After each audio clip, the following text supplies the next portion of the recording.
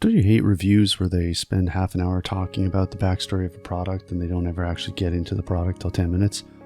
I'm not going to do that, so let's start. You probably all know what this is. It's an Oculus Quest 2 VR headset. Apparently if you call it VR goggles, VR people get very upset. So it comes in this sleeve. Right off the start, it has a very, reminded me a lot of a Mac product. It's very stylized, mostly white packaging, mostly white product. A lot of smooth lines, all that good stuff. So what do you get in the box? Well, you get the headset itself, which comes with this nice removable foam. You get a glasses spacer if you wear glasses, which fortunately after a very expensive surgery I no longer do. And you get the visor itself with a fabric strap, mostly reinforced with Velcro. You get two handheld controllers. They have both triggers, face buttons, and sticks, as well as middle finger buttons. In game, these roughly translate to you opening and closing your hand. They do not, however, have the detail you would get with like the index knuckle controllers where every single finger is tracked.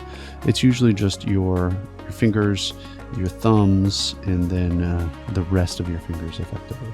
So if you wanted to flip someone off in game, it may or may not be possible, which I know is a bit of a heartbreaker. So before you even continue on with this video, the first thing you need to answer to yourself is, am I okay selling my soul to Facebook? Early bird dialysis, just $79,000. Now I know what you're thinking. You probably have a Facebook account already, and so do I. And it wasn't that big of a deal for me to connect my Facebook account to my Oculus account and get myself up and running with this system. The problem is Facebook can now see inside my home. If you've ever identified the boundaries using the Oculus headset, it's using outward-facing cameras to track everything. So it is not inconceivable to say that Facebook can see all around your home and could theoretically hear everything you're saying. If that freaks you out, I would strongly recommend you get another headset, because do I know that that's happening with Facebook and the Oculus Quest 2 right now? No. Am I the paranoid type? Not really. Does this guy strike me as the type of person who would collect my data from inside my house and use it for nefarious means? Tuesday and Thursday lunchtime dialysis. I'll do two of you old farts for the price of one.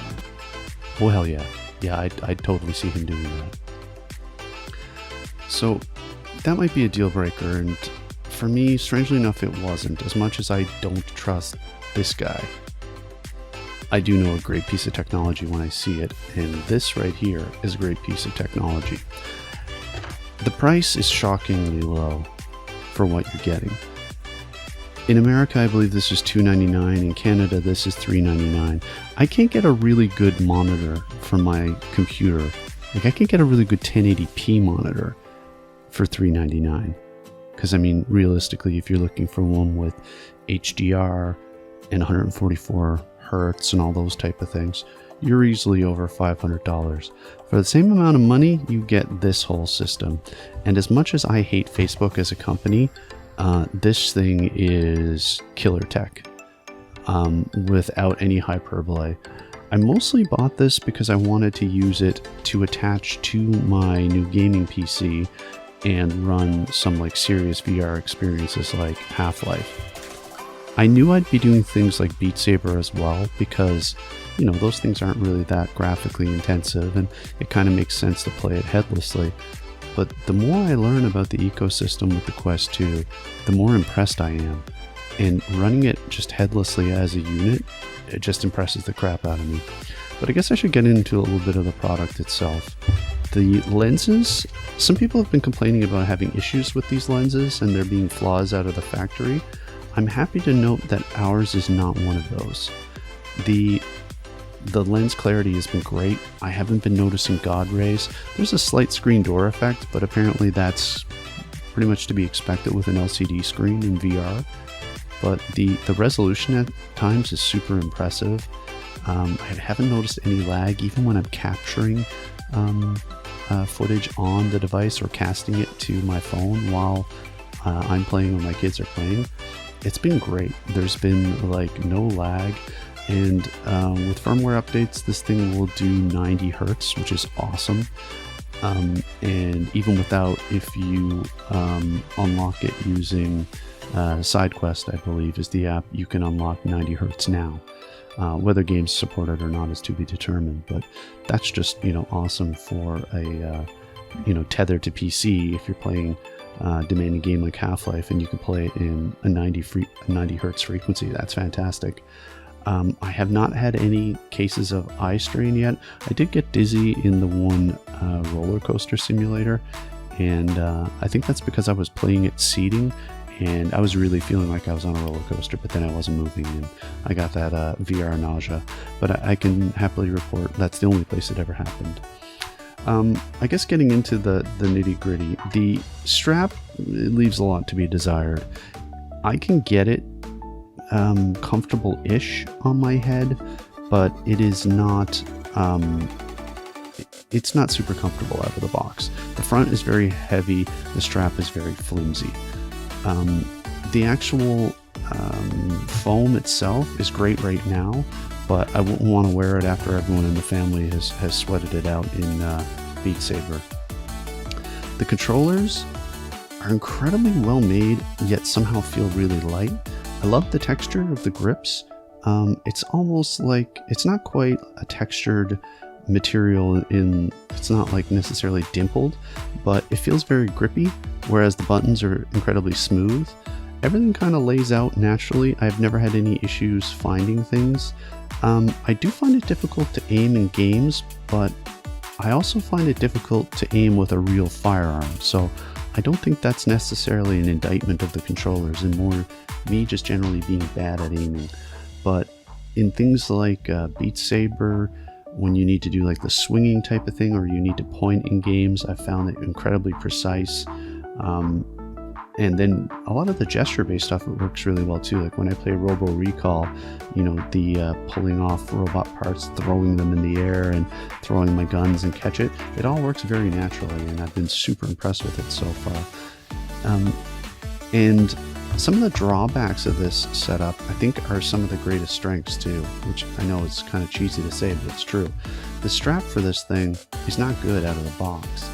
However, there's an Elite strap for it. There's also huge aftermarket support for this thing that allows for a battery pack to be strapped directly to a replacement head strap, which will counterweight the front, make it more comfortable, and give you additional battery life. The controllers themselves, there's tons of items out there for it as well. You can get skins to protect it.